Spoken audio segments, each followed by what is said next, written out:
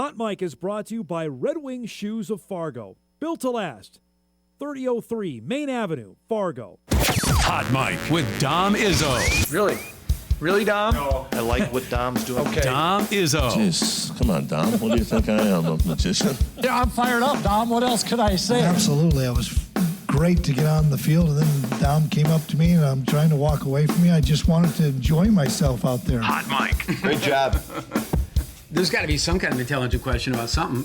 Coach Dom Izzo, WDAY in Fargo, North Dakota. Can you give me a layup or something? Hot Mic. Presented by Northwestern Mutual. That program is second to none. On the networks of WDAY. You know, if it's not about sports, I find it very hard to concentrate.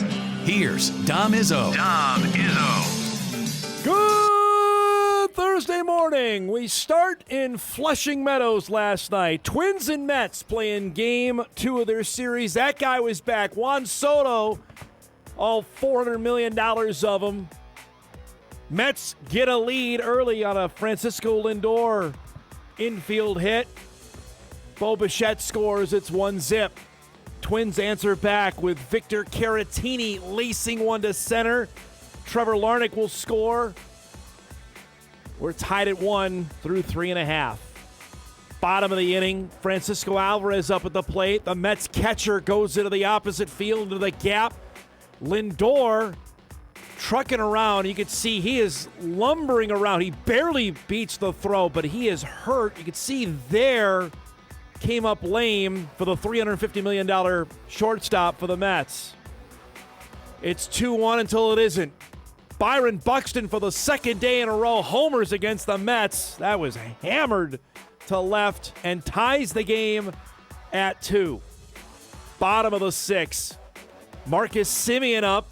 This one roped off the wall and left. This is how things are going right now in Flushing. Mark Vientos is out by 8 feet. Watch what happened. The Mets third base coach, I mean, it's clear as day. He's telling him to stop. He runs through it. Of course he's out.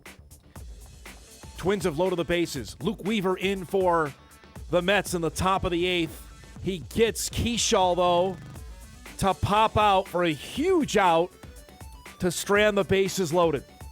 Bottom of the 8th. Mets have 2 on against Justin Topa. Vientos makes up for his horrendous base running with a duck snort to right.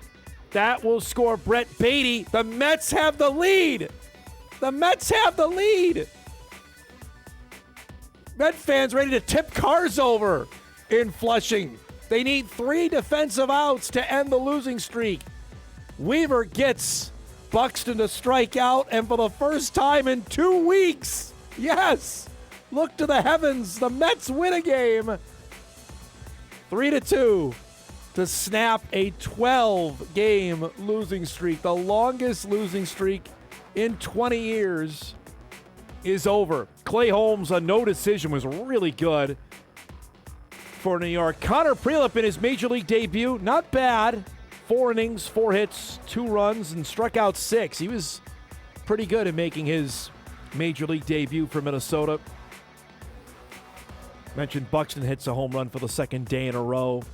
Rubber game is tonight at Citi Field. It'll be Joe Ryan and Christian Scott back up with the big leagues for the Mets. Scott actually blew out his elbow a couple years ago. He was the Mets' top prospect in terms of pitchers a couple years ago and then missed all of 2025, so he'll be making his debut tonight. I cannot confirm or deny that any cars were tipped over last night in South Moorhead. I did definitely go out and cheer after the game was over. And with that, we say good morning, everybody, and welcome to Hot Mic here on this 23rd day of April 2026. It is shirt sleeve weather, begrudgingly, because it's 1,000 degrees inside our studios, but it's apparently going the other way. And it's a big day today. It's going to heat up in here in the not-too-distant future because it is NFL Draft Day for the 7th year in a row. The Hot Mic mock draft is ready to rock and roll with a cast of thousands. Excited to do this once again as we'll try and predict the 32 picks that will be happening later tonight. We'll get to that coming up here in our next segment and take you all the way to the top of the 11 a.m. hour with who's going to go where. Of course, the Vikings picking later tonight in the end of the first round, about the 18th pick, unless there's some maneuvering there. More than a handful of teams have multiple picks. Obviously, there's some teams that don't have any picks tonight in the first round. So we'll get to all of that coming up in due time. Obviously, we've had a heavy draft week with our show. You've heard from Cole Payton and Bryce Lance each over the last couple days. We'll have more on that coming up on the show tomorrow. We firmly believe one or both of those guys are going to get picked tomorrow. The second and third round will go tomorrow starting at 6. So for football fans out there, this day signifies two things: the start of the new year and the belief that this is the season that they can finally win. Doesn't matter what your team is, even in the dark recesses of my mind, I believe tonight is the night that the Jets are going to start their ascent out of the basement of the National Football League. They have the longest playoff drought of any of the four major sports: the National Hockey League, Major League Baseball, the National Basketball Association, and the National Football League. The Jets are number one. They have not been to the postseason since 2010. They have 2 picks tonight not to screw it up. I don't have any confidence in that, but we will get into that coming up in due time. Now, there are plenty of fans this morning, probably again with blurry eyes, red eyes, after another late night. We thought Monday night was bad enough that the Wolves-Nuggets game got done past 12:30-ish Monday or Tuesday morning, as it was. The Wild said, we can up that. Last night, Game 3 of the opening round series between Dallas and Minnesota. Series tied at a game apiece. Justin Jefferson was brought in to do the let's play hockey salute to start the game. Dallas got the memo. They came roaring out of the gates. Jason Robertson with a nifty wrist shot. I've never seen this camera angle before, but he can tell you it's pretty darn good. He beats Wallstead. It's 2-0 Dallas in the first. Wild got some mojo right before the end of the period. Matt Boldy does all the hard work. Marcus Johansson finishes it off on the power play, and it's 2-1. Watch Boldy. That's some nifty stick work. Drag 2 defenders to him. It's 2-1 Dallas after 1. We're tied now at 2 in the second. Michael McCarron with a wrister makes it 3-2 for the Wild. They have a chance in the third period to extend it. Jake Ottinger with a tremendous save. I'm not sure how he got that. Got some help from his teammates as well. The Stars are lethal on the power play. Minnesota couldn't stay out of the box. Matt Duchene scores from no angle, and we're tied at 3 through 60 minutes. We play 1 overtime. Into the second. Here, the Wild try to get the puck out of the zone. Danil Yurov does it, but throws it into the stands. That's a penalty, delay of game.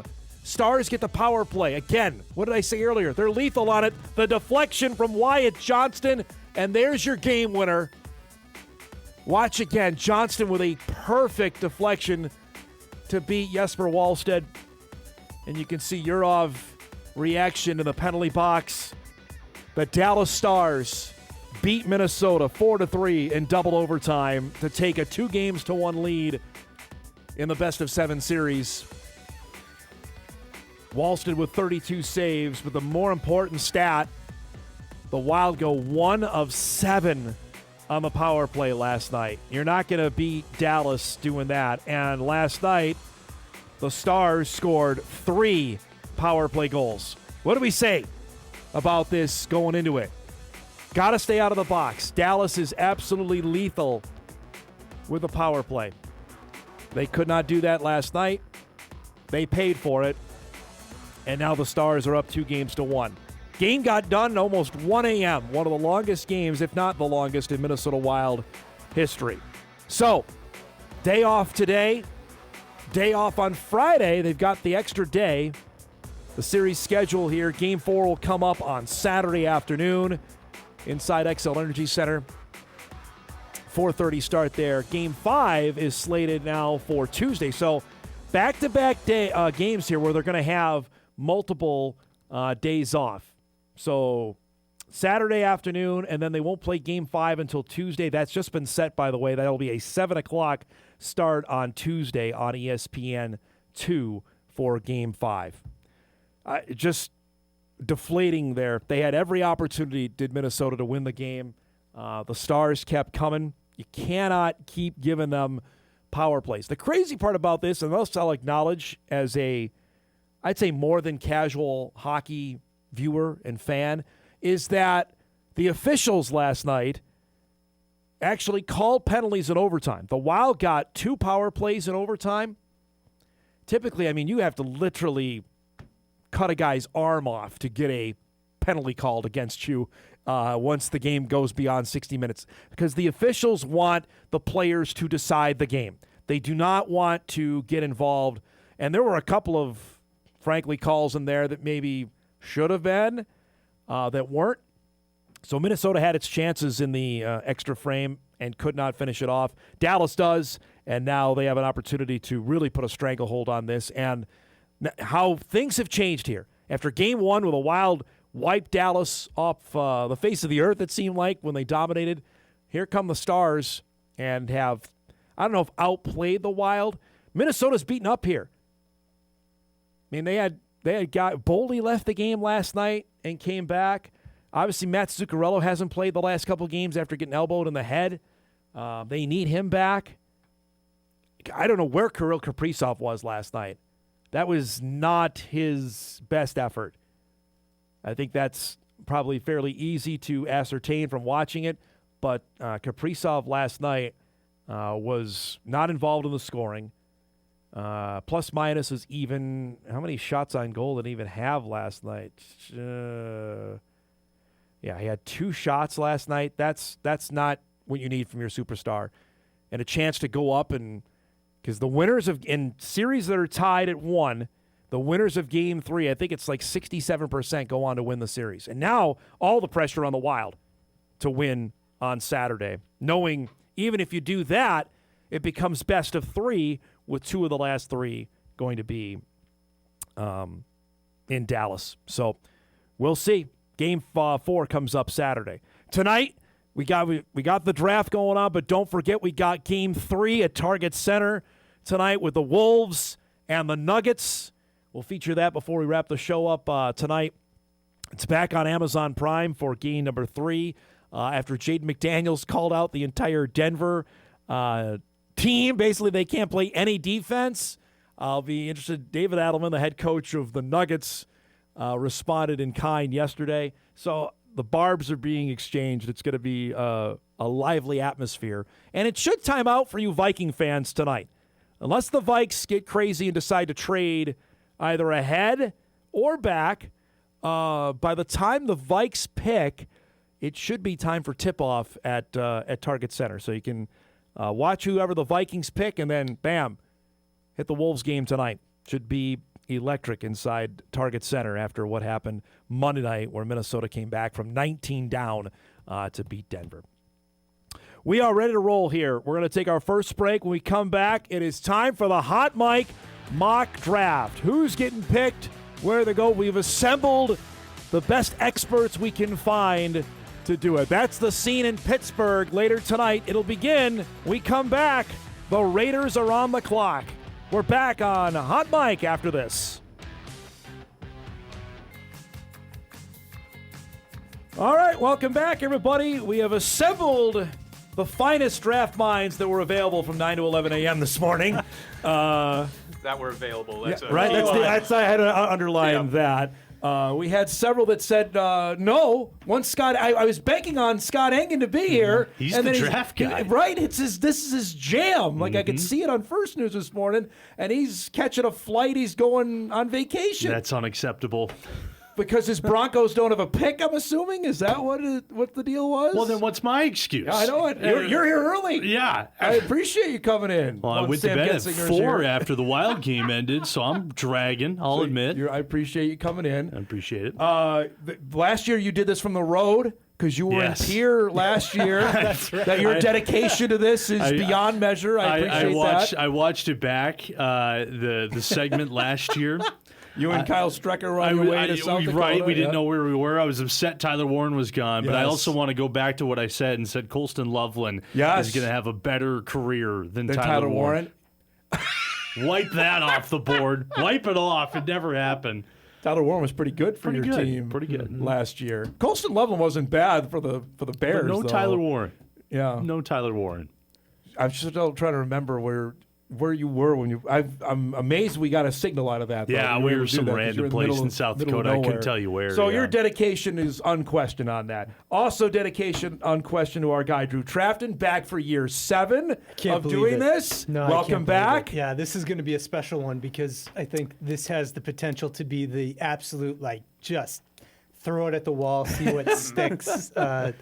Type of draft we've ever done. We were talking a little bit about this yesterday, that is there buzz for this particular NFL draft? And I don't know if there is. It might come as today goes on. If there's we were here, I can't remember what year it was, that Paul Allen of the Vikings flew out that Aaron Rodgers wanted to be traded. Remember we mocked that, we got blasted for that. And then it ended up that he wasn't he was unhappy with the Packers that year when PA threw it out there. So maybe we have something like that happen today. I could see it. I could see franchise corner pieces moving, and that being the story of the day, or just unexpected player movement within the league, because I think that's where it's going to have to come from. There's just no consensus with this draft whatsoever when it comes to who's moving, what positions are moving, anything like that. Well, we always ask, when does the draft begin? And it might begin with pick 2 tonight, because I think everybody knows who pick 1 is going to be. Our guy Bobby Poynter is here, who's actually working today, because you have the news coming up at 11. Got the 11 o'clock coming up in a little bit. So I appreciate you coming in with your Giants gear. This is how big a day is this? You got 2 picks. Yeah, both New York teams suck, so we got 4 picks today. Well, it's another year where you and I both get to enjoy the first half hour of the draft. We get a pick right away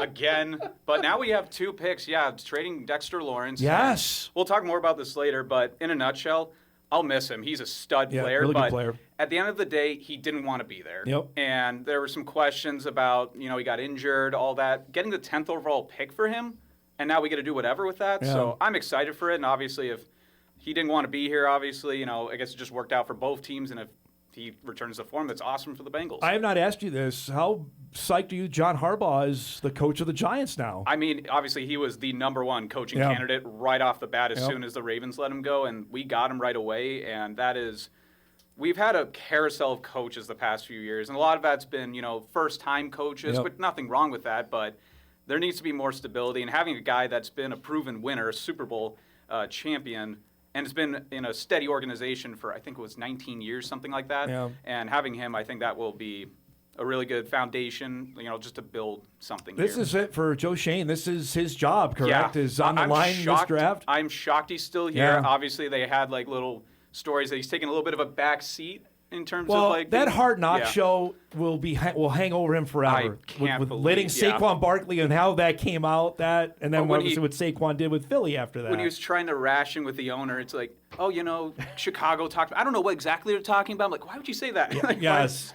Yes. No one will ever do that show ever again, by the way. The Giants let the cat out of the bag on that. This is different for you because the Colts don't have a pick. I appreciate that. The Jets have a pick. We have your pick today. Don't screw it up, all right? What is it, 16? Do you know anything about We'll show you. Every year, Drew knows this. I show the ESPN montage of the Jets clips that they have butchered. Mm-hmm. It is tremendous. It gets longer every year. There's just a new Zach Wilson hasn't been added onto it yet. So I can't wait for that to become. Yeah. So what do you do tonight? You don't have a pick. Are you watch? Will you watch? Yeah, tonight? I'll watch. Yeah. But it's like we said, this first round sucks. It's just way to go. Yeah. Okay, everybody can sing. You don't have to watch the show anymore. Turn it off. It's not going to be an exciting first round. Come on. It's not necessarily a new spot for Colts fans because this is like the 3rd or 4th time since 2020 we've not had a first round pick, and the Colts do well. Not drafting in the first round. Seems like they do better when they start in round 2, which is it's not the end of the world. So we were just visiting with Bobby, Joe Shane, is Chris Ballard, the Colts GM, on the hot seat here to make this happen? After what happened, the Colts had the best record in the NFL, and then Daniel Jones he was on the hot seat. Why can't the Giants find players like him? Exactly. Why can't the Vikings find players exactly. like him? He was on the hot seat at the end of last season, but personally, I'm a fan of him. I think he drafts really well. I would like to keep him around, but if things keep trending the way that they have been and they can't get over that hump, then yeah, I believe so. This is also the first draft for the Irsay daughters at the helm too, and sounds like they're like they have been since they took over ownership. They've been playing a hands-on role, so hopefully it works out. But I don't know. I don't know how in tune I'm going to be to the first round here. I'll probably just flip on the Wolves once it gets to that point. Do you see any scenario where they trade in? I was going to say, are there teams that will go into the first round? What are they going to trade? There's plenty of teams that are going to go in. I just don't think the Colts are one of them. I don't know what piece he's got to give away. He already got rid of Pittman to the Steelers back in March. Zaire Franklin's now with Green Bay. Those are two guys, both offensive, defense, that played the most amount of snaps, and they did that for financial reasons to keep Daniel Jones and Alec Pierce. So got the two big free agency moves that you wanted to get done. I don't know what else you can throw at the wall here. Drew, let me ask you this before we get going here. There are 6 teams tonight that do not have a pick, and I'm interested if that adds to the malaise of this, because I mentioned off the top, this is where the start of the year, everybody's excited for it. Denver, Indy, Green Bay, Jacksonville, Cincinnati, Atlanta aren't picking tonight. They're sitting it out. Now, granted, like you said, they could trade in, but I don't know how much that adds to the not everybody's in the party tonight. Yeah, I mean, that's a big chunk of the league, right? I mean, that's 6 of the 32 aren't going tonight. Yeah, absolutely it does. I think that contributes to it. Just the lack of consensus contributes to that malaise with this draft where nobody really knows who's going to go. I'm going to be surprised if more offensive players go than I think, because I think this is more of a defensive structure. Wide receivers are really good. I think we could have 6 or 7 wide receivers go. Where there's not a headline quarterback, there could be 7 wide receivers and go. if that happens earlier, or if some of these coaches, there are a lot of new coaches in this group too, which I think that's going to factor in a little bit, because some of these guys aren't going to have the panache to go to their general managers or say this is the guy. Nope. Or they won't want to. They won't want that smoke taking that's true. right off the bat. I think Arizona at pick 3 is going to be the first example of that. It's does LaFleur have enough juice to be I want Jeremiah Love, if that's where he wants to go, or are they going to have to eat their veggies? Or do they make the pick? Do they trade out of that pick? Denver doesn't have the pick because that was the Jalen Waddle trade, correct, with Miami? So that's why the Dolphins picked for Denver. Indy gave up their pick to the Jets for Sauce Gardner. I should ask Benel, why is Green Bay not picking tonight? Who did they trade? That's Micah Parsons, right? The Micah Parsons deal. Yeah, thanks, Bobby. Jacksonville traded for Travis Hunter. Cincinnati obviously traded with the Giants for Dexter Lawrence. Atlanta traded with the Rams for their pet. The Rams are sneaky tonight. Yeah. That's the one I'm man, they're already really good, and they could do something they could package. Right. They could do something really squirrely in this draft. Well, they think this is their Super Bowl year, right? I think so. And we mentioned it yesterday, and then we'll get going here. The Chiefs are the other one. We're not used to Kansas City picking to the top 10, and they got the ninth pick tonight. I don't know what they're going to do with that. All right, so here's the draft order for those that want to know. We'll keep this up periodically throughout the draft. Obviously, the Raiders go first. The Jets will pick second. They can't even tank right that they had to do that. The Cardinals third. The Titans going fourth. Then the Giants, who traded into that spot with Cincinnati. Then Cleveland, Washington, the Saints, the Chiefs, as we mentioned, and then the Giants at 10. The Giants, we traded in with the Bengals for the 10th spot. Oh, 10, sorry. With the 10th pick. Then Miami, Dallas, Rams, we mentioned, Ravens, Bucks, and then the Jets, who have that pick from Indianapolis. The Minnesota Vikings pick 18th tonight. We'll get to that coming up later on. I think it's almost a foregone conclusion who the Vikes are going to take. That's also, I think, at least around here, maybe have subtracted from the excitement of tonight's first round. You see Dallas at 20, the Steelers at 21. What do they do? Obviously, Pittsburgh is hosting the draft. What happens there? You have Chargers, Eagles, Browns, and then you see the back end there with Miami at 30. The Chiefs have 2 picks. the Texans at 28, and then I was going to mention this, your beloved Seahawks at the end. Do they actually make the pick at the end of the first round? I'd be shocked if they do. I think they're going to try to bid a couple teams against each other and see who can bring them the best, because they only have 4 picks. Yes. So they're going to want to recruit. All right, I will just get the first pick out of the way because there's no drama on that. The Raiders are taking Fernando Mendoza, the quarterback from Indiana, the Heisman Trophy winner, the national champion. Again, I have to get my brain around the fact that Indiana won the national championship in football, and they have the reigning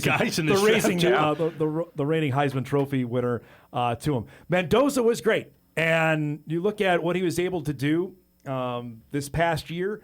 He was electric. He made all the plays he needed to. I'm really interested how this is going to work with him going into with Tom Brady and a Raiders team that frankly needs a lot. And they went and got Kirk Cousins. Bobby, does he play right away? What do you think? I think Kirk Cousins starts a few games because Tom Brady, he has said over and over, he's a huge advocate for letting rookies sit and develop for a little bit, even if it's only a couple of games. I'll be interested to see when he plays. They signed Tyler Linderbaum from the Baltimore Ravens to play center, so they gave him a little bit of protection up front. He will also not be at the draft, which is another thing, Grant. He's going to be with his family. His mom is dealing with MS, so he'll be in Miami, which another part of it, Drew, when the first overall pick isn't on stage with the commissioner. Yeah. We haven't. When's the last time? Right. Gosh, when is the last time that's happened? It's been a little bit. I mean, was it when they couldn't? Trevor Lawrence, that's right. Trevor Lawrence didn't go yeah. because Zach Wilson and Trey Lance went in 2021. But Trevor Lawrence didn't go. And that draft was weird to begin with, but it's been 5 years since we haven't anybody go with the first overall pick. So I'm going to pick for the Jets, surprisingly enough, with the number 2 pick. It was a coin flip I did this morning. Seriously. It really was. Yeah. I have loved Arvell Reese since I saw that might be the guy, and I'm picking David Bailey. I am. What changed your mind? I think I watched his highlights again this morning. He is a freight train defensive end from Texas Tech. I was just reading as well, and I love Daniel Jeremiah, and he says, I'm going with Bailey as the more refined player with a more defined role. Pairing him with Will McDonald, who was really good as a rookie this past season with the Jets, gives the Jets 2 fastballs off the edge, mirroring the team the general manager previously worked for in Denver. Now, they have a bunch of holes. A bunch. Quarterback is clearly something they're going to address next season, that Geno Smith is back for round 2. But I think this guy could be devastating. Jets defensively, I didn't think were bad last year. Everything offensively, they were couldn't get to the quarterback much, though, could they? So that's why this pick, you have to go something off the. I've been curious about this, the debate between Bailey and Reese. Is it because he's 2 or 3 years older? Does that help him more of a plug-and-play guy? I really think it's a coin flip. I really do. If they take Reese tonight, I'll be thrilled with that too. Either way, I'm solid on. That's got to come down to like the decision where you meet with the guys and like it's like who do you like? Right. Like, which guy do you Who's think more fits of a in the fitting locker guy? Totally. All right, number 3, Sam, is Arizona. I'll have you pick for the Cardinals at number 3. I will go. I know Bob's not going to be happy with this, but I will go with the running back from Notre Dame, Jeremiah Love. I agree. I think this is a pick that they could trade back. I think Arizona's going to do some sneaky things towards the end of this first round, which we can talk about later. But I think they're going to go pretty offense heavy here, and they need some help at that position. James Conner played 3 games last season for Arizona. They don't really have anybody else. I have a hard time naming any Arizona Cardinals. I know Marvin Harrison Jr., and that's pretty much it on that team. Who's their quarterback now? Oh, it'll be former Colt great Jacoby Brissett. That's right, and then Gardner Minshew too. No, is he their backup?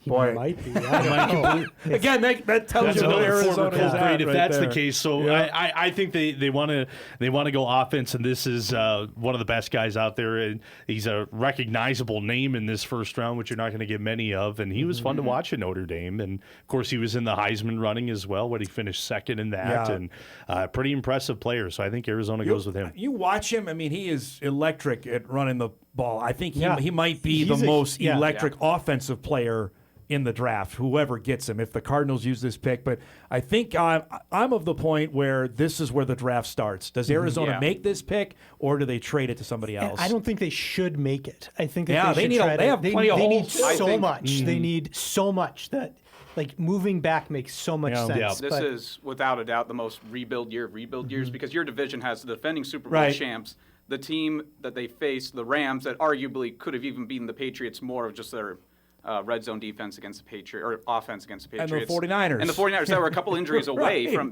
so it's like, that is a stacked division. They're irrelevant in that division. Yeah. They are. We've talked about it all the time when you come on, because that division it's obviously where your team is. It's just there. Yeah. They got a lot of work to do. Yeah. Jacoby Brissett and Gardner Minshew, by the way. That's those one, the top two. So two Colts legends are in the Cardinals quarterback. You're de facto watching Arizona tonight. I guess. Since your Colts I are like in Jacoby. I'm a fan of him. I do too. Yeah, and apparently he wants to get paid right now too. So he's holding out. In Arizona. All right, let's do two quick picks here. We go to break. Drew, you have the Titans at number 4 with their redesigned logo, which is fantastic. Redesigned logo, new coach. Robert Saleh's coming in. Former Jet great. Got to think this is a defensive pick.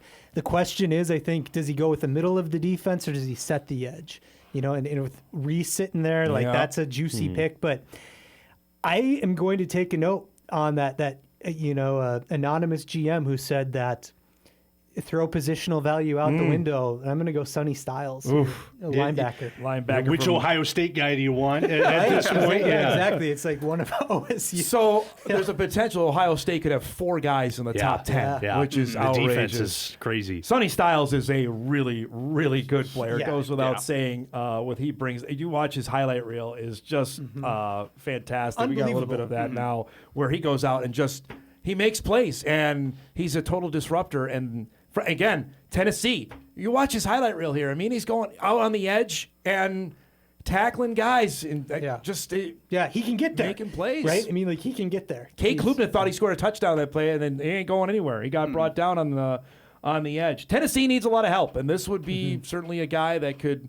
help them in a variety of ways. Feels like a little traditional, in thought, or old school in thought, but I love Saleh. It's a good way to go. I did not like the fact the Jets got rid of him, and I go. I think the Titans have.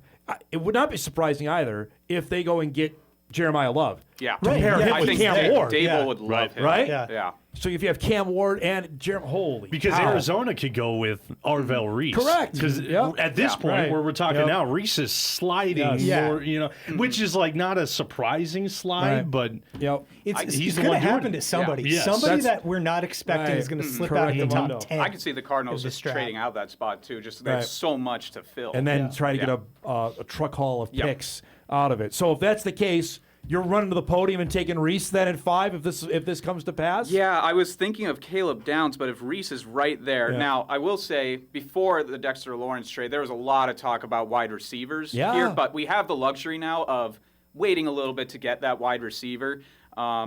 If Reese is right there, I mean, we got to just take him there. So the hot rumor here is the Giants are all in on Jordan Tyson, I heard this morning.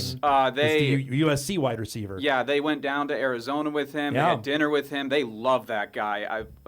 They're that's their number 1 target for wide receivers. Of course, they have a whole bunch of other options they want to do, but obviously with Wandale leaving to the Titans, you have to fill that void, and you have a star in Malik Neighbors. You have Malik Neighbors already there. But you have him coming off an ACL injury, playing 8 or 9 games on that MetLife turf. So, you got to make sure you have a wide receiver too, a really stud one at that. All right. Do you think that just one of their 2 picks is going to be a receiver? I think so. I think they're going to pick. That's what I think the Jets will do too. I think their second pick will be a wide receiver as well. Yep. It just has to be.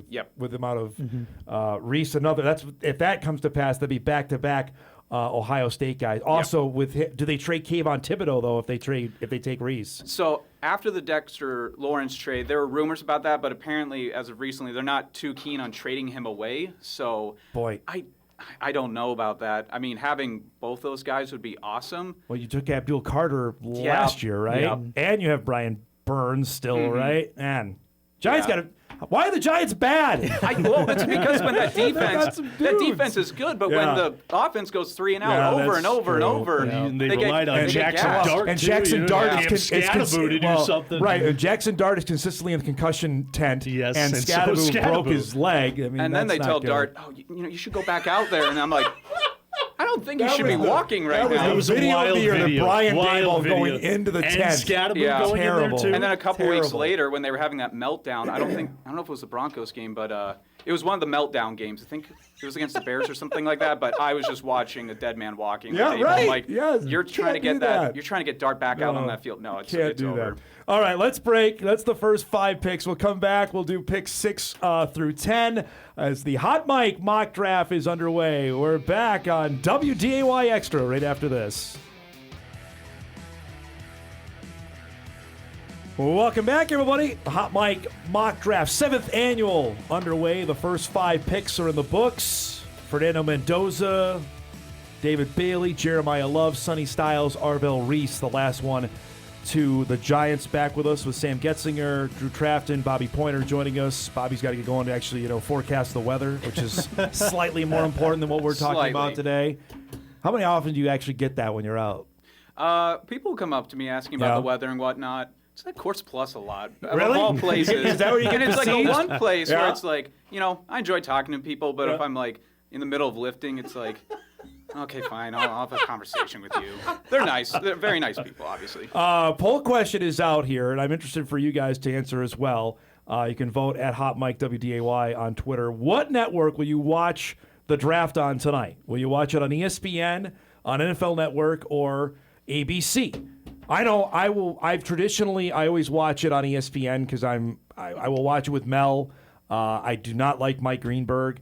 If I could have a combination of what NFL Network of all 3, that would be ideal. Yeah, but that's I will. Yeah, I will watch ESPN tonight. I'm in your boat too. Yeah. ESPN, ABC. Honestly, the only reason is because to our bosses, I'll have WDAY on as well. Exactly. Absolutely. It's quicker to find on my TV guide than the NFL Network is, so I just click on that one. The personalities, I don't think I have a preference one over the other. I really like Daniel Jeremiah. I actually prefer Jeremiah probably more than Mel, just because he gets so wrapped into like the. Last year we talked the Shedeur Sanders thing. Last year was really mystifying. Last year, that just dominated, and he just got obsessed. How about for you guys? Do you have any preference? There's a bar, restaurant right by my house, so whatever they're airing, I'm taking a 90-second walk over there, and sitting down, and I flip around, and I have YouTube TV, so I'm gonna quad box it. Oh, okay. And I'll start with the ABC, like the lead up to the draft, and then I'll start flipping. Once the picks interested now. There's only 8 minutes between picks. If it gets done any earlier than 11 o'clock, no way. My vote is no way. No way. I hope so. Either. We got the Wolves tonight. Yeah, well, so let's keep it quad boxing, man. You got different tablets and everything. Well, be a us problem on for the Bobby. other half don't have quad boxes, okay? With the bunny ears still connected, we can't quad anything. All right. I have the next pick up here. We got the next 5 picks go Cleveland, Washington, New Orleans, Kansas City, and the Giants. I'm going to pick for the Browns. Is Deshaun Watson actually going to play quarterback this year for Cleveland? Or are they going with Shedeur? Well, they have a Pro Bowl quarterback. Yeah, Shedeur. Yeah, they do have the 3 there is Watson, Shedeur, and Gabriel still. Yeah, correct? Dylan Gabriel is still there as well. I think there is. I don't want anywhere part of Deshaun Watson playing quarterback for that team. I'm going to take the first offensive lineman. I'm going to go Monroe Freeling from Georgia as the offensive tackle there to the Browns. I think they need a lot of. If you're picking in the top 10, you need a lot of help. So I'm going.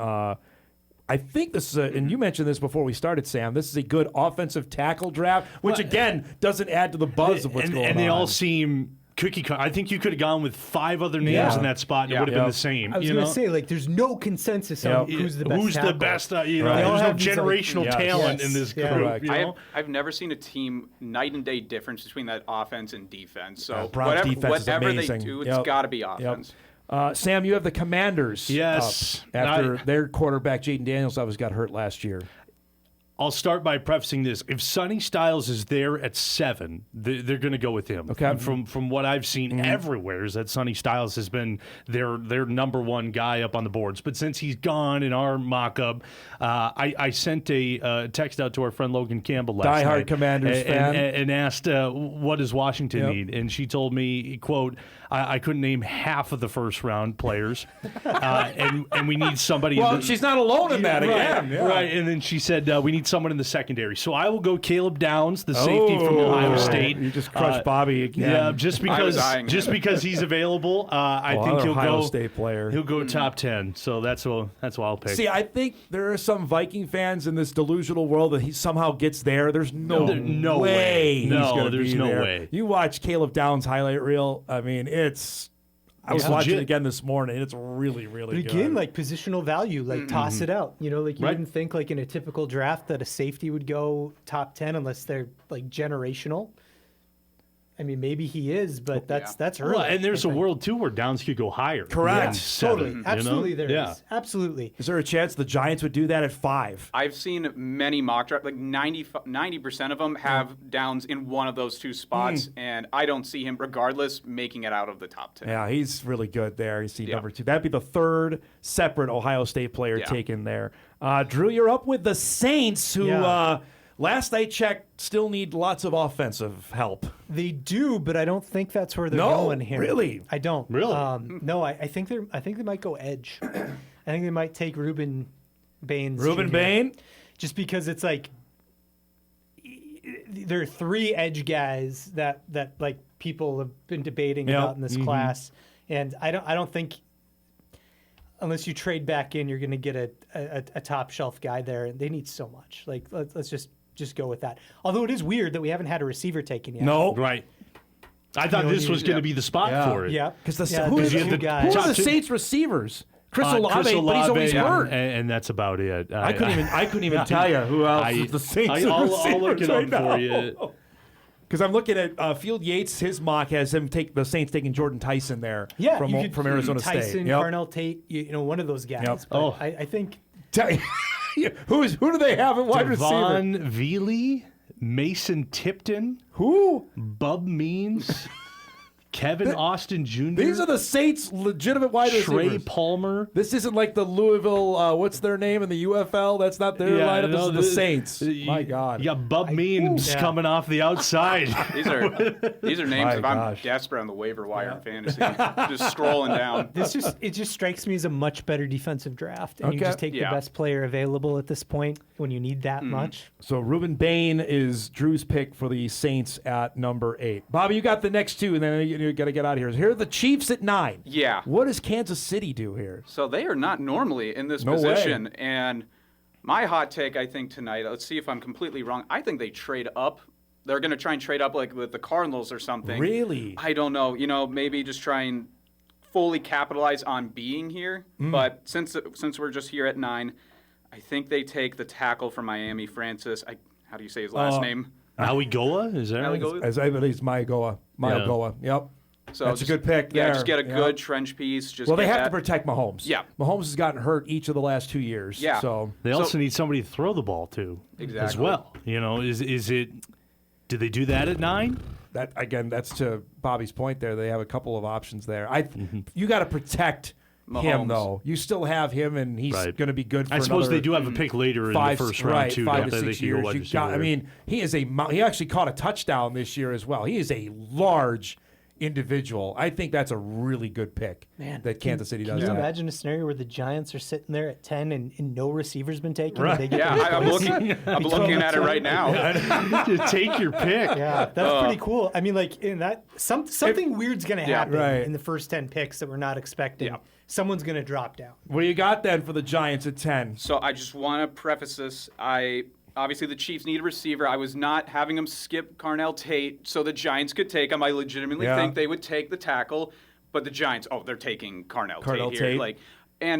I do want to say this. They've had a huge, a bunch of stories about them wanting the Arizona receiver. Tyson? Tyson, yeah. I think I like Carnell Tate better because Tyson has that injury history with him. And Carnell Tate, obviously, he looks like he's ready to play day one. And you just got to have a replacement for Wandale, which I will say he was a sneakily good wide receiver. Wandale Robinson was, yes. And when he had to step up for when Neighbors was gone, he was actually doing pretty well with inconsistent quarterback play and just obviously that team not really performing the best on offense, and I think he'd be a perfect fit for the Giants. How did Ohio State not win the national championship? By the way, I don't even think Tate was the top receiver on that team. I think Jeremiah Smith was. He is, and he's not even eligible to come out yet. By the way, on Tate here, Bobby, only 4 drops and 162 career targets. I like those stats. That's really, I like those stats. really good. Yeah, I would too, man. If that ends up coming to pass, if you get Orville Reese and Carnell Tate, you better be tipping cars over tonight on that. It's just all a matter of can the Giants stay healthy. Malik Neighbors comes back to form, Scadaboo coming back, and obviously Dart tackling. keeps developing. Yep, so tackling a little smarter for Scadaboo if he doesn't use his head as a literal battering ram. But that's how he plays, though. It'll be the best 2 to 3 year career I will ever see. Drew and I saw him play FCS football at Sacramento State, and he was just electric for the couple years there. And then when he went to Arizona State, it was like, well, this is the guy we've seen tear up the FCS for the last couple of years. He's legit. I mean, I feel like if you walk out with those 2 oh my gosh, I'd be ecstatic. Social media is going to be like the Giants are back. The Giants are back. I say that every year after the draft. And the only thing we're back is back in the top 10. But I don't think it will be next year if this is how it goes to pass. I will say the division is semi-gettable this year. So we don't know with the Eagles. The Eagles seem like there's more off the field stuff, but they still have Jalen Hurts. They still have that D. Washington always right. Eagles are going to do something tonight. You're talking about that. Philly will do something tonight to mess everything up. Washington was it a flash in the pan? Are they going to be good? Yeah. And then Dallas is out there. Do they have 2 first-round picks? Dallas does. Yeah, they do. Yep. So obviously, who knows what Dallas? I don't even think they know what they're going to do. I wouldn't be surprised if they are one of the teams that Arizona considers. Right. It's a really nice offer. Interesting. Yeah. Okay. You got to get to work. Thanks so much for popping by, Matt. All right. Absolutely. Good luck and enjoy it tonight. All right. Yep. WDAY News at 11 with me and Becky. So feel free to stay tuned. We're going to have a great show. We're leading into that. Thanks, Bobby. Yep, all right, absolutely. Let's break. We'll come back. We'll continue. We'll wrap up. We'll get to the middle part of the first round, and then we got the second half of the draft coming up. The 7th annual Hot Mic Mock Draft rolls on WDAY Extra. We're back after this.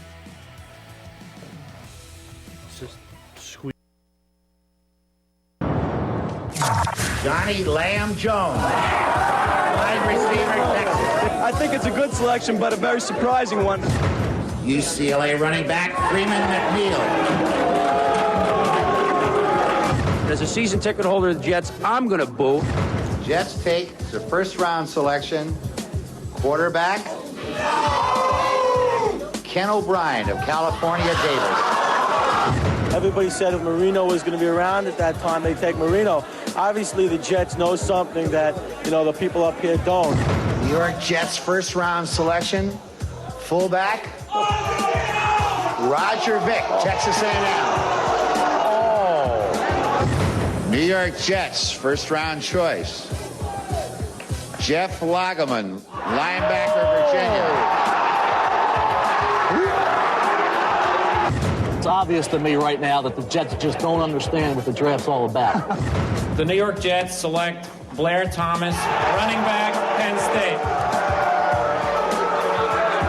The New York Jets select Johnny Mitchell, tight end, Nebraska.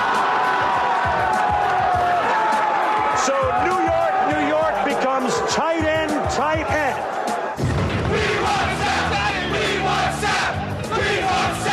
The New York Jets select tight end from Penn State, Kyle Brady.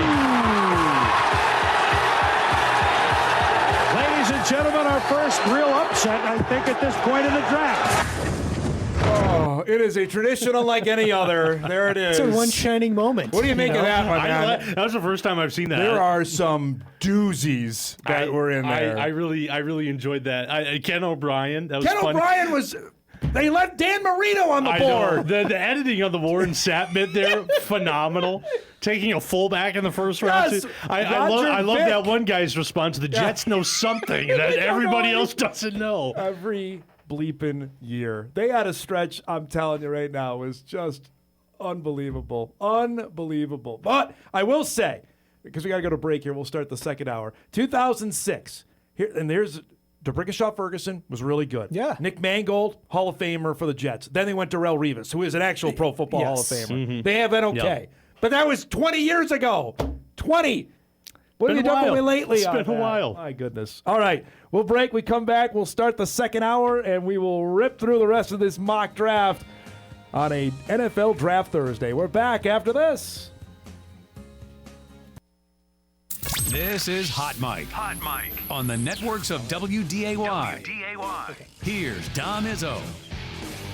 Welcome back, everybody. Hour 2, ready to rock and roll here on this Thursday morning. This was the scene 10 years ago. I was there in Chicago.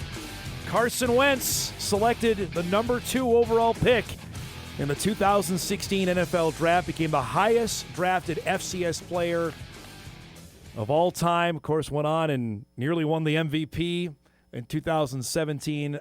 Still playing back with the Minnesota Vikings for this upcoming year. Was a memorable, there's my guy Joel Honeyman. That was seen in Bismarck, Sam. Out, you know that. That's at the bowl out there. That was the watch party in Bismarck that night. It was a historic night for North Dakota sports. We are back here with our mock draft. Sam Goetzinger, Drew Trafton joining us. Our thanks to Bobby Poynter for helping us out in our first hour. All right, boys, we are through 10 picks here in the mock draft. We have to motor through the last 22 of them to keep pace for those who are just joining us. Fernando Mendoza, David Bailey, Jeremiah Love, Sonny Styles, Arvell Reese with the top 5 picks. Monroe Freeling went from 6 to the Browns. Caleb Downs, Ruben Bain, Francis Moyoye from Kansas City, and then Carnell Tate was Bobby's walk-off pick with the Giants. So the Dolphins are up at 11. They have a new head coach. Jeff Hafley is coming in from the Green Bay Packers. They've got some interesting needs there with this situation. I'm not sure what they're gonna do. They're in a division, obviously, where Buffalo is what they are. Obviously, the Bills, though, have a new coach. The Patriots went to the Super Bowl and have what they have. The Jets are the Jets. I don't think they're a threat. I think they're going to take offensive lineman, and I'm going to butcher his pronunciation. The Penn State offensive lineman, Olavega Ione, the Hawaiian from Penn State. He will go to the Dolphins at 11 because they need help up front as well. Obviously, they're going with Malik Willis now at quarterback there after Tua was moved on and was released after the year. This is the same situation that we talked about with the last offensive tackle. I also had an offensive tackle at this spot, but a different guy, and I don't think it matters. You know, I had Spencer Fano here. Right? Yeah. I mean, you're talking about guys who probably are going to play interior to start, maybe, or play interior and then swing out to tackle, or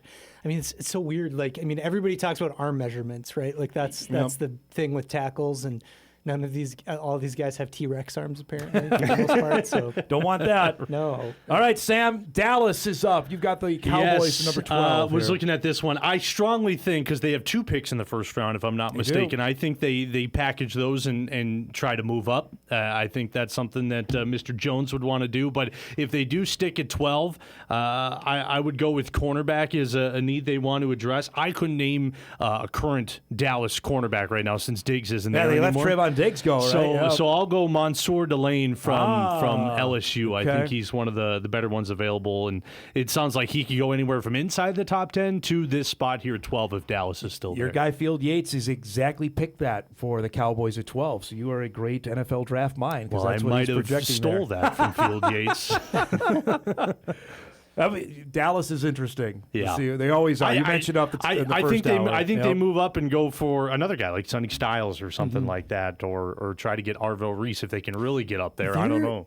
Like, do you see a world where they go after Jeremiah Love? Like that feels like a Jerry Jones type of thing. You got to package both their first round picks to move up. If you're going to go do him in the top, you got to get in the top 5, right?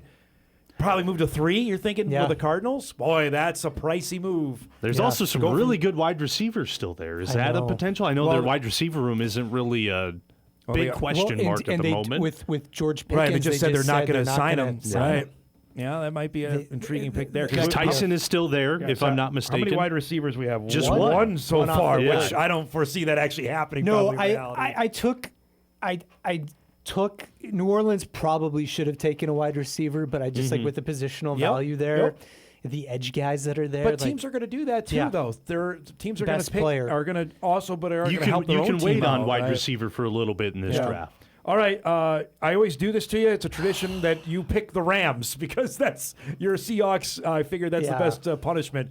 I always pick the Patriots as well. So you have the Rams at 13. And I hate this. I hate this so much because Ty Simpson's still there, and Sean McVay will be like, would they do that? Drooling at the mouth. Yes, they would 13? totally do that.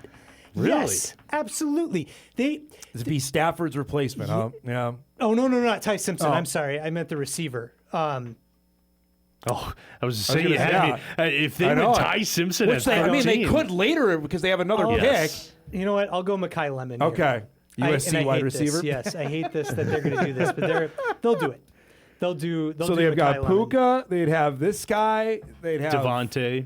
Man, yeah, I think they're going to give Stafford his weapons. They could go tackle here, which is boring. This is why the Jets to pick cornerback. Well, and Lemon's a local guy too. USC to the Rams. But you still have Tyson on the board too. And so is Tyson better than Lemon? I guess.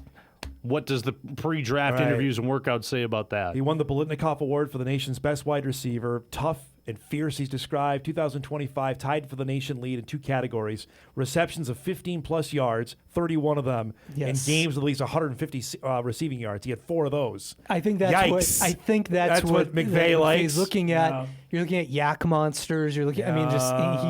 He's that guy. That's probably a good pick there.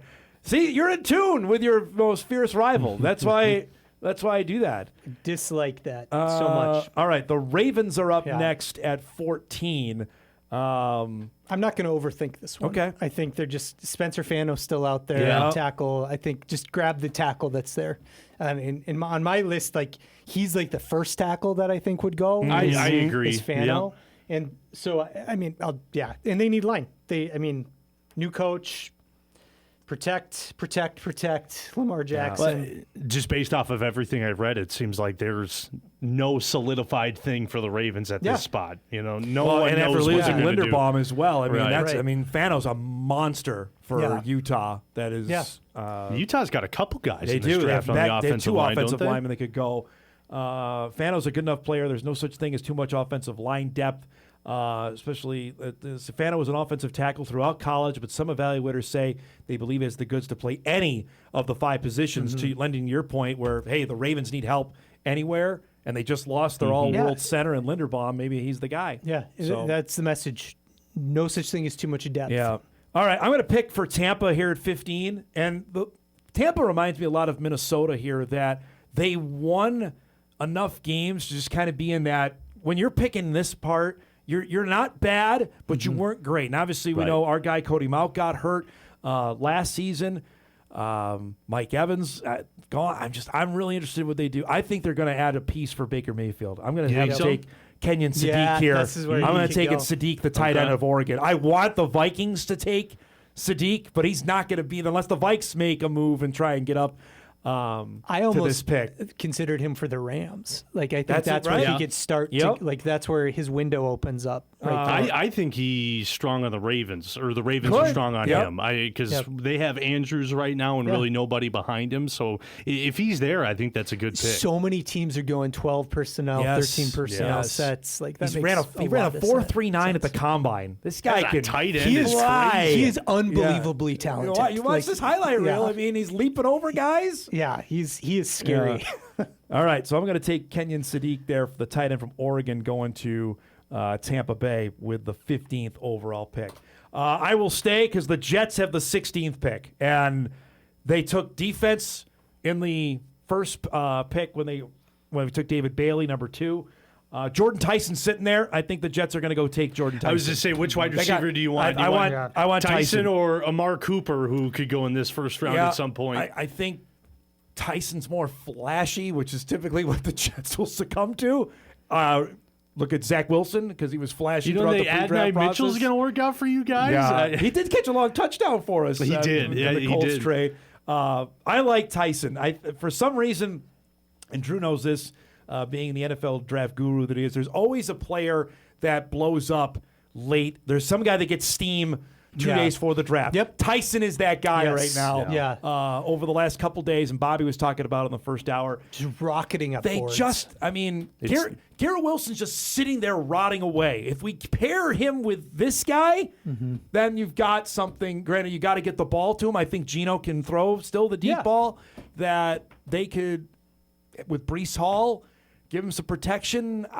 This is the guy I think I'm kind of surprised in our mock that he's still available. I thought he would have gone inside the top 10 maybe. So you know? I'm going to have the Jets taking the Arizona State wide receiver, Jordan Tyson, with the 16th overall pick. All right, Sam, you got the Lions at 17. Here's Detroit, 2 years removed from winning 15 games. The year before that, they went to the NFC Championship game, and then last year it bottomed out. They finished last in the NFC North. I think this one's easy, and it makes a ton of sense. Caden Proctor from Alabama. I think that fits so well with Penei Sewell on the other side, athletic big men on the offensive line for the Lions.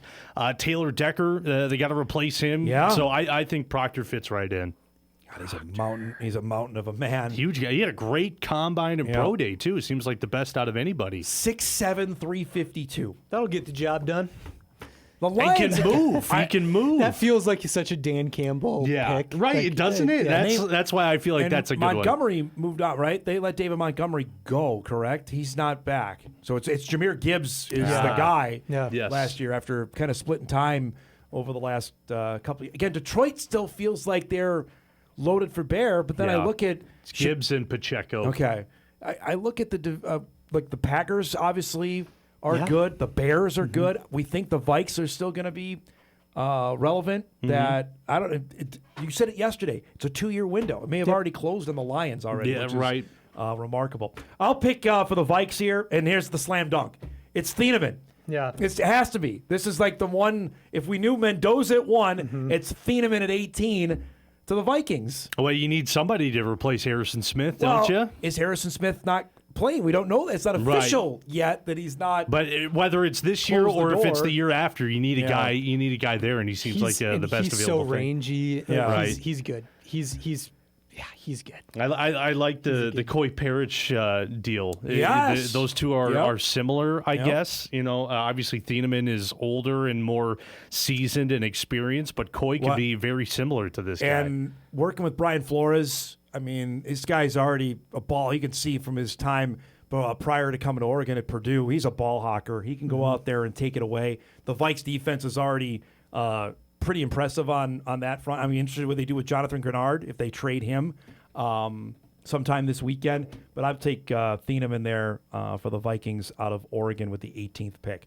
All right, Drew, you want to do 19? We'll do a couple more here before we break. Let's do 19 and the Carolina Panthers. Made the playoffs last season. If any of these receivers drop, I think you give Bryce Young a target here. But seeing that the top guys have kind of like leveled out here, I'm going to go back-to-back safeties, which is funny. I'm going to go Colton Hood here. Okay. I think they try to improve on the other side of the ball. All right, so Colton Hood off the board.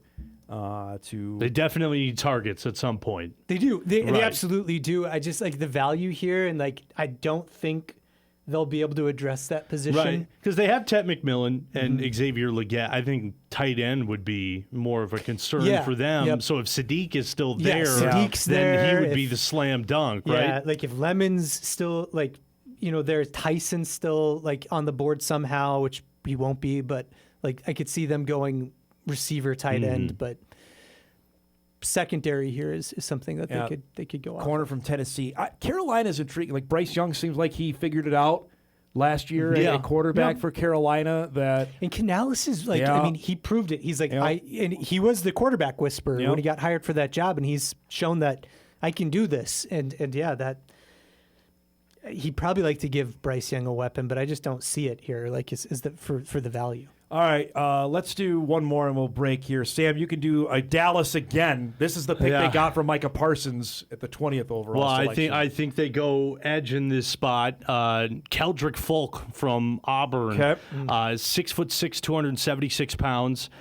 From what I've seen, they need big guys on the edge, and it's an edge-heavy draft. So no doubt about that. Either him or Akeem Mesidor, that I just now forgot is still available. So maybe him too. But I'll stick with Folk. I think he's a better fit. This feels like a good spot for him to go because I feel like any of the teams beyond this would be happy to run up to the podium and turn his name in. Yeah. Is there a better chance that the Cowboys trade out of this pick and they don't make it? I think that's probably pretty high. Tonight, well, I think that goes back to they package this pick with the other one and move up. Gosh, you're right. There's going to be something that'll spark this first round that just doesn't have it yet. It could be that. So there you go. We're through pick 20. Let's break. We come back. We'll get to the middle picks as we near the end of this mock draft. Next up is the Steelers, who are hosting this draft. That's coming up when we return right after this.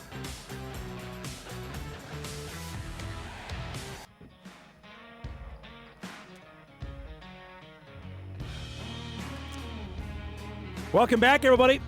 Mock draft year 7 on Hot Mic rolls on. We are through 20 picks. We've got the final 12 to go on this Thursday morning. Last year, of course, our guy Sam Goetzinger, you were in lovely Pierre, South Dakota for a historic night for one Gray Zabel got picked in the NFL draft with the 18th overall selection, which we've had a couple of watch parties around here, which, again, is kind of crazy to say that out loud. That take us back to what that was like last year. That was a cool deal. The event center that we were at was packed. It was just a couple of blocks away from Gray's house. Gray and his family and friends and teammates stayed at his place. The community was there. And then once he got picked, everybody went over to the cul-de-sac that he lives in and just filled the place up. It was awesome. Everybody was friendly, and it was another deal where we had no really idea where he was going to go, and luckily it worked out. Obviously for Drew, it worked out that he went to Seattle. There's the right before he actually on the phone there with the Seahawks. I remember we got there, and him setting up that Catan board in the corner was priority number one. You got there in the afternoon. Yes, he was on the phone figuring out what the best way to set it up is before we could do any interviews with him, because that was the big brand deal that had to be showcased. That's fantastic. It was something. Man. Worked out okay. He's been a superstar in Seattle and a media darling from the get-go. Yes. I mean, that night it started. Yes, yes. And night. People were enamored by the idea of him having a childhood punishment of picking rocks. Yes. And asking him what that was.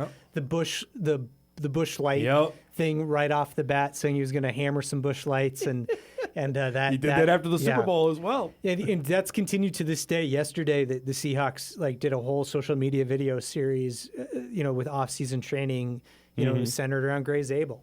That's it's awesome. just he's the guy there, and he was the missing piece. And a cathartic pick, because for almost a decade straight, Seahawks fans have wanted that team to invest in the interior offensive line. What was it, the day after after he got picked, he was in Seattle making calls to the other draft picks? They had him doing that? I thought that was another good look for him, too. They knew exactly what they drafted in terms of a personality, and he's been fantastic. That reminds me of the Seahawks were locked with Zabel, it seemed like, for a month last year. Remember, leading up to that, it seemed like the Vikings with Thieneman seems very similar to what the Seahawks were with Zabel last year. Yeah, it's what the fan base wants, and it's so rare that those things line up, that the fan base wants the same thing, that the team values, that's the consensus smart pick, and it's just kind of like when those stars align, sometimes it can really work. And that was the first time it's really worked for the Seahawks. I'll tell you that. Boy, that all worked there. All right, so the next few picks here, the last one, we did Colton Hood for Carolina. Kendrick Falk went to Auburn with 20. So now we're up to the 21st overall pick, which is the hometown Steelers. They host the draft tonight. Sam, you can have this one, because I'm dying to know what Pittsburgh is going to do, because they don't have a quarterback Well, at yet. some point, they're definitely going to have to address quarterback, but I don't think they do it in the first round. I think the bigger need is an offensive lineman. Now, all of those quote-unquote bigger name ones are off the board here, but I'll go with Caleb Lamu from Utah, the other Utah lineman in this one. I think that's a spot that they have to hit first before they get to quarterback. Okay, so that's the second Utah offensive lineman. Steelers are also really interesting of what they're going to do. Mike Tomlin obviously moving on. Mike McCarthy is now the head coach of the Steelers. They've put a big emphasis on offensive linemen in recent years, haven't they? And just, again, figuring out quarterback. Is Aaron Rodgers going to be the guy? Or do they do something drastic and do they take does Ty Simpson go here? Maybe. I mean, I think it's going to be on offense. The pick is. Like, it makes sense that they invest somewhere, in the offense.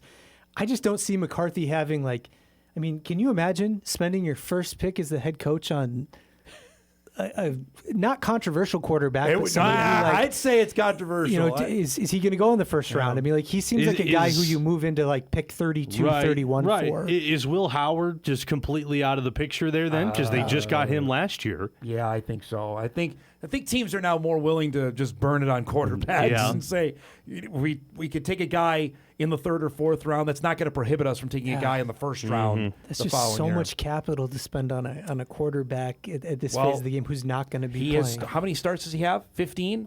Simpson? I mean, it's right along with Cole Payton. It's wild that this first round revolves around Ty Simpson, who I don't think is the greatest quarterback to walk the earth, but he's going to have a lot of teams thinking. All right, I'm going to do the Chargers pick here at 22. Jim Harbaugh's team obviously made the postseason last year. They have what they have at quarterback, obviously, and Herbert's a robot who never misses a game. That would seem, again, that the Chargers would need to draft offensive line because he's always, literally, you watch him, Herbert's always picking himself off the turf because he's getting blown up. I'm not doing that, though. I'm doing defense. I'm doing Akeem Mesidor, the edge from Miami, who was a disruptor on the way the Hurricanes made all the way to the national championship. I think he should have gone ahead of Falk with that Dallas pick, and I'm surprised that Mesidor's still on the board at this point, in my opinion, because I thought out of the two, I liked Mesidor during that playoff run more than Bain. I thought he was great. Yes. Drew, you give us the Eagles. What does Howie Roseman have up his sleeve here at 23? I think they zag a little bit here. I think they're gonna make his strength a super strength. I think they're gonna take Zion Young because he's really athletic. Okay. It's tackle. He's defensive tackle. I don't think people are going to expect them to go that way. Put him next to not going to be a lot of defensive tackles in the first round. Yeah. Put him next to Jalen Carter. Rotational value there. Like they like stacking that position a lot. They need offensive linemen though too.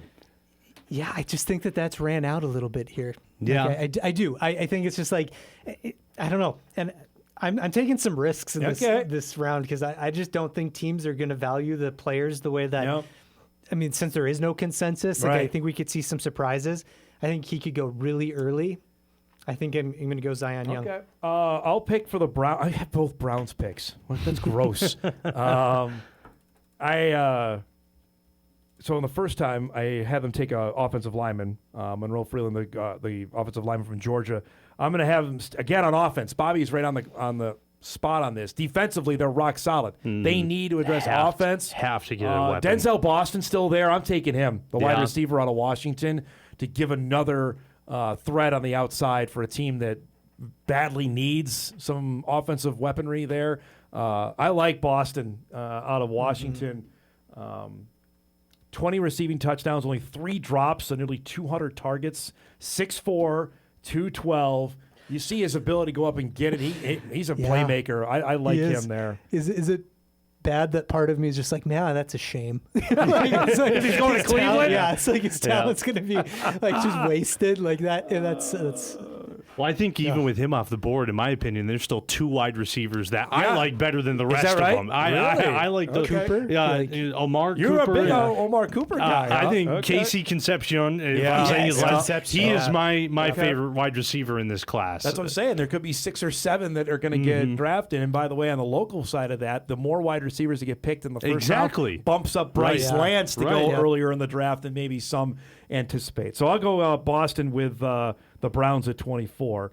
Let's do last 2 here and then we'll break. So Sam, you want to do the Bears at 25? What is Ben Johnson do in year 2 with Chicago? Well, offensive linemen, I feel like just because of their rookie, Ozzy, I wrote his name down, Trapelo, he was injured, and sounds like that's going to linger into 2026, so they need somebody in at left tackle.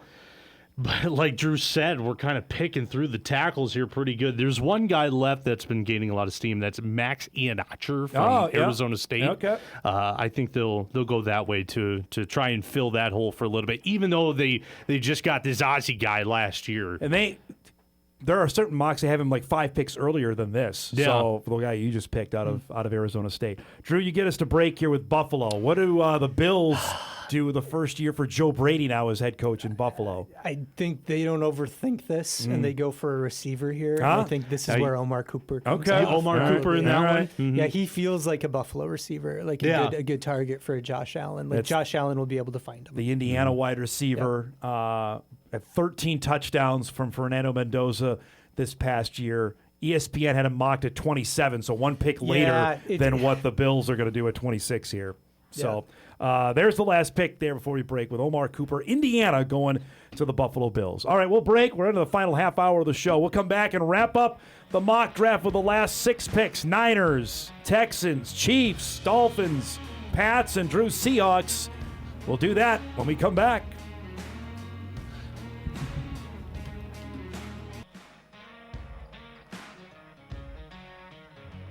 Welcome back, everybody. This is the scene 5 years ago in Cleveland. Rainy night that night when Trey Lance was selected with the number 3 overall pick by the San Francisco 49ers. Talk about an electric quarterback draft that year. Obviously, number 1 was Trevor Lawrence. Number 2 was Zach Wilson. Number 3 was Trey Lance. Justin Fields went in that draft. Mac Jones went in that draft. The lasting image of that draft in my mind is just the lengthy walkouts. Yeah, Trey was still going. They were like 2 miles from the stage, and it was like 15 minutes later they'd get there. It was pouring rain that night. Our guy Zach Staten was telling me he was soaking wet. I remember it didn't stop raining. First news we had, the live look at Cleveland. Yeah, and it was just like fog. Like you couldn't see the stage. He's still not on the stage yet. It's unreal. I totally forgot. The Mac Jones walk for that. Yeah, you remember that? Like the one that like took the longest because he was just loping. Here are the picks, by the way, real quick when we get back to our mock draft. Obviously, Trevor Lawrence went 1, Zach Wilson 2, Trey Lance 3, Kyle Pitts 4, Jamar Chase. If we redraft this, Jamar Chase is number 1, right? With a bullet. Yeah, has to be. Or do I argue? Here we keep going. Jalen Waddle was next. Penei Sewell went 7th. Penei Sewell could have got number 1 in that draft. J.C. Horn went 8th. Surtain went 9th. Devontae Smith went 10th. Right? Surtain could have been number 1. Devontae Smith went 10th to the Eagles. Yeah. Justin Fields 11. Micah Parsons went 12th. Yeah. Micah Parsons could have been the number 1 pick. Wow. In that draft. Rashawn Slater, who's been a Pro Bowler, went 13th. Of course, the Jets took Elijah Vera Tucker. How'd that work out? That's another year we had 2 first-rounders. I loved him, and he got hurt. He still could be good. I also remember Jamal Kennedy was on our staff at the time, Eagles fan, and I took a linebacker because they had none on their roster. Right. At that point, it was like one of their top needs, and he just read me the riot for the rest of the day on Twitter. He's like, it was hilarious. And he was right. They took Smith. And they took Devontae Smith, and he was doing jumping jacks after that. All right, so we have 6 picks remaining here in the mock draft. The last one was Omar Cooper, went from Indiana to the Buffalo Bills. So we have 27 through 32. They have the Niners, Texans, the Chiefs, Dolphins, who traded with Denver to get that 30th pick, and the Pats and the Seahawks. Drew, I always do this to you as well because I give you the 49ers to pick at number 27. I don't think that Shanahan's going to be able to help himself here. And he's going to look at KC Concepcion and be like, undersized guy, super speedy, bursty, like welcome to Debo Samuel 2.0. Like he's going to go with KC Concepcion. Wow. That's a good comparison. I think those two are very similar. And he knows how to use them. You know, it's like, and so that's, and I hate it. I hate it so much, but that's like, if he's there, and he probably will be, like that's the pick. Yeah. He was so good at NC State, then he went to Texas Yes. A&M. Yeah. It just wasn't fair. Yeah. He's so fun to watch. I hate this, like with every fiber of my being, and that's what they're going to do. Casey Concepcion will go for the 49ers 27. Sam, I give you a division rival, your team, the Houston Texans. At 20, Texans, of course, made it to the divisional round, lost to New England last year. This is where, when I said earlier in the show, the Cardinals are going to make some waves here late. I'm firm. I think this is the one. I think This Cardinals trade back in with Houston. Okay. They go for Ty Simpson at that spot. I think that would be, and then that puts everything else especially for Cole and your Jets. Yeah. Are the Jets punting to next year? How does that impact Cole? But for the Texans, if they stay, which I don't think they will, I'll make a pick. I'll just go Caden McDonald, a boring defensive tackle. But I really think this is the one where, and Houston's no stranger to trading around. They've done it the last couple of years. But I think this is, if they want to leapfrog some other teams that may be in contention for Ty Simpson, I think this is the spot you do it. Okay. I like that. I like that trade idea. Let's see if that comes to I don't know. I don't tonight. know what they would package or anything, but I just. Well, if you're trading into the first round, normally you got to give up a second round and something next year too. Yep. If you're going to get into the I first think this round. is the spot because or if Ty doesn't go night one, he's early day two. Okay. You know. I have the Chiefs at 29. Here's another spot where I could see potential the Cardinals trade moving in here. Yeah, for sure. If they don't trade, I'm going to take defensive back Traden Stukes from Arizona. They need some help on the back end. Obviously, Trent McDuffie gone. I think that's what the Chiefs do there. I like him. He feels very Seahawky to me too. Like he was somebody I was considering at 32, and some of my brother's favorite players in this draft, and he wants them real bad. Sam, you're back up here. Your last pick is Miami. Yeah. The Dolphins, of course, made this trade with Denver. They sent Jalen Waddle to the Broncos. Well, so many of my picks are gone at this point. I think they're going to go defensive back. Has Jamad McCoy? Is he still on the board? I believe that's correct. He is still available. I think he's the guy. Okay. I'm surprised he's lasted this long. So if he's there, Dolphins will go with him. Okay. All right, that's an interesting pick there. I have the Patriots at 31. Now, here's where they can probably take best available, right? I mean, we look what New England has. You maybe argue offensive line considering how the Super Bowl played out. And they got an old offensive line too, don't they? Yes. I'm going to go to defensive back. I'm going to take Chris Johnson out of San Diego State with the 31st overall pick. Assuming that's what you wanted for the Seahawks. Hurts, yeah. I'm going to take him with the 31st pick to the Patriots, who I hope lose all their games this season. I feel like that would be Agreed. like if Stukes or Johnson were still there That's for the the Seahawks, Seahawks, and you give Mike McDonald that sort of skill set to pair with like a Nicky Manwari, like Devin Witherspoon backfield, like woo, that'd be fun. Right there, you can see why the Seahawks won the Super Bowl. Those are the guys they listed up, they drafted, and like, come on, that's why you win Super Bowls. Well, and there's an man. opportunity here. You could get the second best safety in the draft at 32 right now. Couldn't you? That kid from Toledo? Yeah. If you wanted to. Yeah. What's his name? Let me look. I should take this him is there, where the so. expertise comes in. Emmanuel McNeil Warren. Yes, Emmanuel McNeil Warren. Or, I should say third bad. I forgot about Thieneman. Or do they? You don't want to insult the Vikings fans. Which you have. John Schneider, their GM, is notorious for overdrafting running back prices there. Because I don't think they're going to pick here. I think they're going to trade. They're going to trade back, and they're going to see what's there. I agree with you. No, I'll do Emmanuel McNeil Warren. Yeah, that's a good.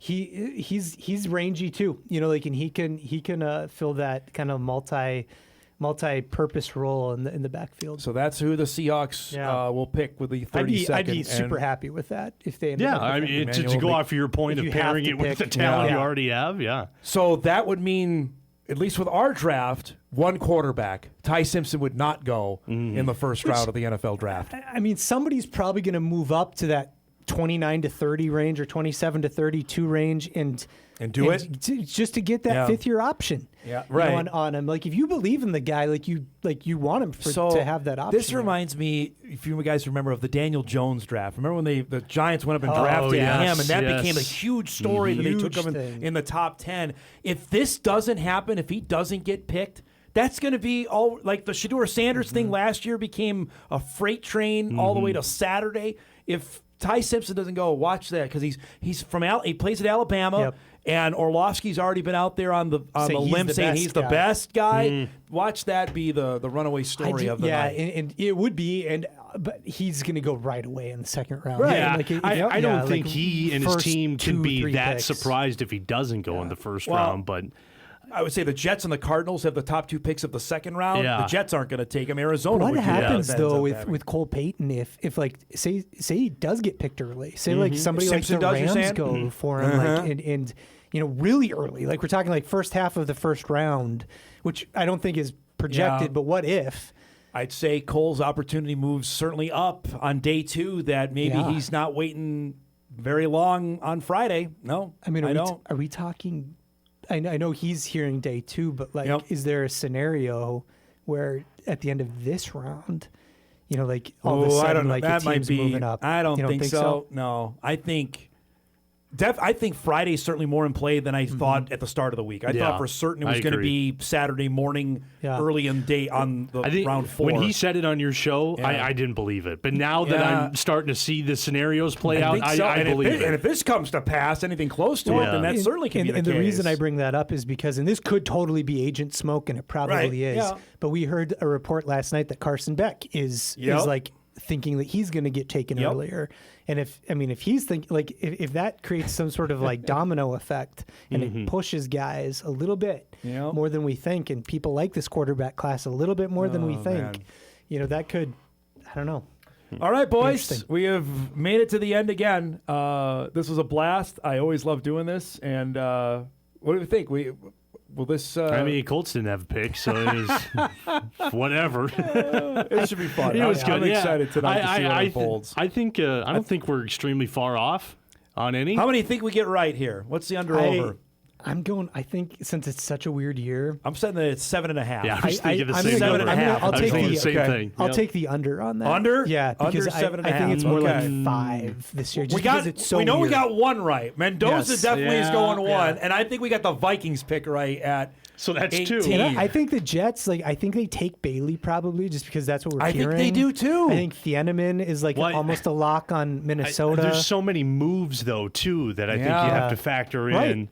Right. That's going to totally blow this up. So I'll take the under on it too. All right. I will. So we'll put this out on our social media feed later, and then come back tomorrow and see actually how many we get right. So, boys, this was awesome. Thanks so much for coming in this morning. Appreciate it. This is so much fun. Yeah, we have a blast every year. So much fun. So we'll see what happens. It all begins at 7 o'clock tonight. We'll take our final break. We'll come back. We'll put a bow on things.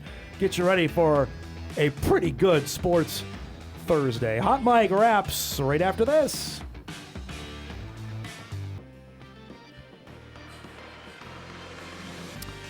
All right, wrapping things up here. The 7th annual Hot Mic Mock Draft is officially in the books. Great stuff there from all of our drafters today. As again, we've set the under/over at 7.5, so we'll see where we come out on that tomorrow. Tomorrow's show, Corey Provis will join us, bright-eyed and bushy-tailed from Tampa. Twins have a night game. We'll get to that here in a second in New York. Then flying all night to Tampa to open up a series with the Rays, so Corey will join us. We'll also get you ready for the weekend with the NFL Draft. We anticipate that a couple buys are going to be off the board, along with Jack Strand, his potential for MSUM and where he may go. That's coming up. And we'll also get you ready for the final Bison football practice of the spring. We're televising that tomorrow night, so we'll get you ready for that. That's all coming up on the show tomorrow. Looking forward to that. We'll also have a full recap of game number 3 with the Wolves and the Nuggets, that going on, and full NFL draft reaction from round number 1. So tomorrow's one of my favorite shows of the year. Today is certainly. Tomorrow is as well, because that's the full unpacking of what happens in the draft. As we've been mentioning all throughout the show today, there's going to be some trade, some movement that's going to open up eyes and will elicit some strong reaction. That we'll save for tomorrow's show. We're looking forward to that. But with the Vikings picking, at least as of now, at 18. Remember a couple of years ago, obviously, they had J.J. McCarthy. They got at 10, then traded back into the first round and grabbed Dallas Turner. Last year, they were pretty straight up with the drafting of Donovan Jackson. They took the offensive lineman out of The Ohio State. Now we'll see if they address likely defense, or maybe do they go and add a wide receiver. It's never put it past KOC to try and go and add a weapon for his offense. That's the fun part of what can take place here later tonight. Let's do some What to Watch before we get out of here.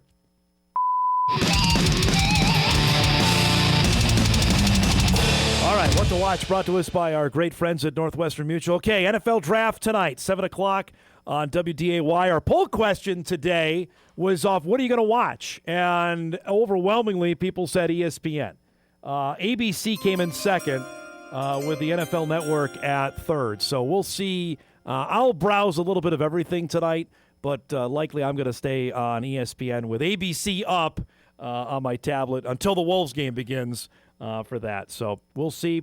But this might be the final venture where there's two separate broadcasts. Of course, with ESPN now owning the NFL Network, does that all become one broadcast next year? So that's tonight at 7. Nuggets-Wolves tonight, 8:30. A reminder, it's on Amazon Prime. That's the only place you can find it. Series tied at a game apiece after the Wolves rallied from 19 down to win Game 2. We'll see what happens in Game number 3. You remember a couple years ago, Denver won 2 of the 3 games in Minneapolis in the series that the Wolves eventually won in 7. And it's the wrap-up game, the rubber game tonight between the Twins and the Mets, 6 o'clock on Twins TV. Joe Ryan and Christian Scott are the starters tonight in Queens. If you missed any of our Hot Mic mock draft, it will be available later today at Inforum.com. Of course, you can podcast all of our shows there as well. Thanks so much for joining us, everybody, on our 7th annual Hot Mic mock draft. Enjoy the actual one tonight, and we'll see you back here tomorrow.